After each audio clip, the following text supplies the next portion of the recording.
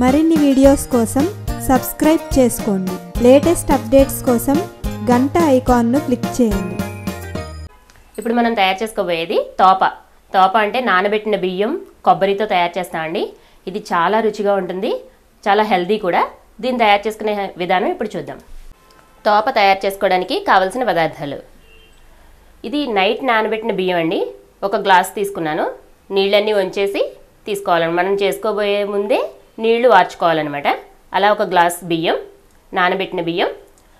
ఒక గ్లాస్ బియ్యానికి 3 గ్లాసులు పాలు ఉండాలండి. ఈ చిన్న గ్లాస్ బియ్యానికి అయితే ఒక చెక్క కొబ్బరి చెక్క తురుము పెట్టుకోవాలి. అలాగే ఒక గ్లాస్తో బెల్లం, 4 స్పూన్ల నెయ్యి, ఇలాచీ పౌడర్. తోప తయారు చేసుకునే విధానం: ఈ గ్లాస్ బియ్యాన్ని మిక్సీ పట్టుకోవాలి. ముందుగా బియ్యం మిక్సీ పట్టుకోవాలి. ఇలా బియ్యాన్ని మెత్తగా మిక్సీ చేసుకున్న తర్వాత ఇందులోనే కొబ్బరి వేసేసుకోవాలండి. మనం తీసుకున్న ఒక చెక్క కొబ్బరి తురుముకున్నాం కదా, దీన్ని కూడా కలిపి మిక్సీ పట్టుకోవాలన్నమాట. ఇప్పుడు ఇలా బియ్యపిండి కొబ్బరి మిక్సీ పట్టిన తర్వాత దీనిలోనే బెల్లం కూడా వేసుకోవాలండి. ఈ రెండు మిక్సీ అయిన తర్వాత ఈ బెల్లం వేసుకోవాలి. ఈ బెల్లం వేసి మిక్సీ పట్టిన తర్వాత ఒకసారి నలిగిన తర్వాత అప్పుడు కొంచెం వాటర్ పోసుకుంటూ, ఒక హాఫ్ గ్లాస్ వాటర్ సరిపోతుందండి. హాఫ్ గ్లాస్ వాటర్ పోసుకుని గట్టిగా మిక్సీ చేసి పెట్టుకోవాలి. ఇలా మెత్తగా మిక్సీ చేసుకోవాలండి. చూసారా ఎంత బాగుందో? పచ్చి కోవాలా ఉంటుందన్నమాట. చాలా బాగుంటుంది. టేస్ట్ కూడా ఇలా తిన్నా కూడా చాలా బాగుంటుంది. పాలతో ఉడికిన తర్వాత ఇంకా బాగుంటుంది అనమాట. ఇప్పుడు మనం స్టవ్ ఆన్ చేసుకుని ఒక ప్యాన్ పెట్టుకోవాలండి. దీనిలో మనం ముందుగా చెప్పాం కదా 1కి 3 పాలు అని, పాలు తీసుకోవాలి.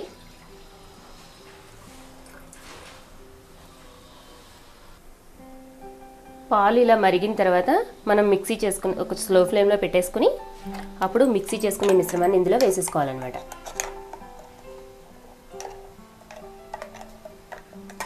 కొంచెం వాటర్ కలుపుకుని కూడా పోసుకోవచ్చండి.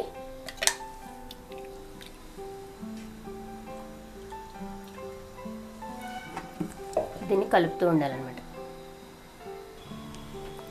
దీన్ని ఇలా కలుపుతూనే ఉండాలండి, లేదంటే అడుగున అంటుకుపోతుంది.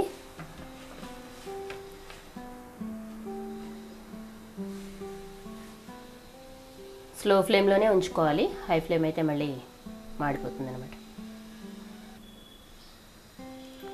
కలుపుకుంటున్నప్పుడు ఒక్కొక్క స్పూన్ నెయ్యి యాడ్ చేసుకుంటూ ఉండాలి. ఒక స్పూన్ నెయ్యి వేస్తున్నానండి. మళ్ళీ కాసేపు ఆగి మళ్ళీ వేసుకోవాలి నెయ్యి. ఒక 4 స్పూన్స్ వరకు నెయ్యి పడుతుందండి ఇందులో.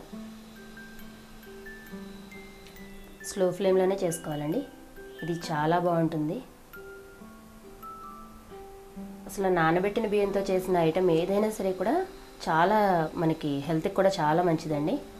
మనం మామూలుగా రైస్ వండుకున్నప్పుడు కూడా 1 గంట ముందు నానబెట్టుకుని వండుకుంటే అది మనకి చాలా మంచిదండి ఆ అన్నం. ఇప్పుడు ఇలా కొంచెం దగ్గర పడుతుంది కదా, ఇప్పుడు మళ్ళీ ఇంకొక స్పూన్ నెయ్యి యాడ్ చేసుకోవాలండి. కలుపుకుంటూనే ఉండాలండి. ఇది చిక్కబడుతుంది కదా. ఇప్పుడు మళ్ళీ ఇంకొక స్పూన్ నెయ్యి వేసుకుందాం.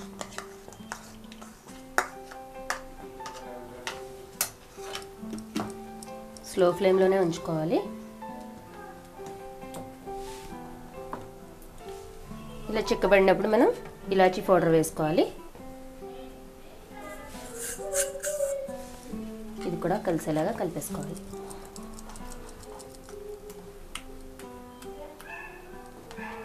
ఇది చాలా చాలా బాగుంటుందండి. ఇది టేస్ట్ కోవాలా ఉంటుందన్నమాట.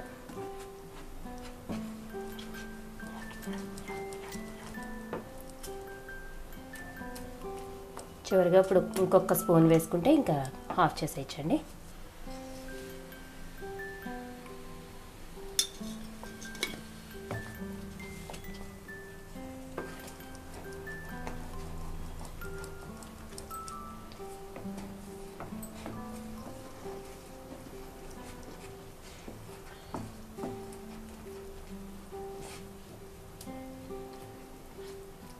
అంతా దగ్గర పడిపోయింది కదా.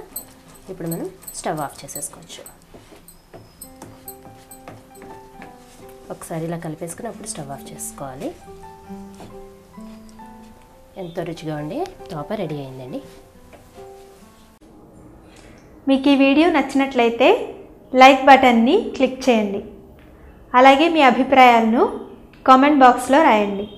ఇంకా ఈ ఛానల్ని ఇంకా సబ్స్క్రైబ్ చేయని వాళ్ళు సబ్స్క్రైబ్ బటన్ని క్లిక్ చేసి సబ్స్క్రైబ్ చేసుకోండి.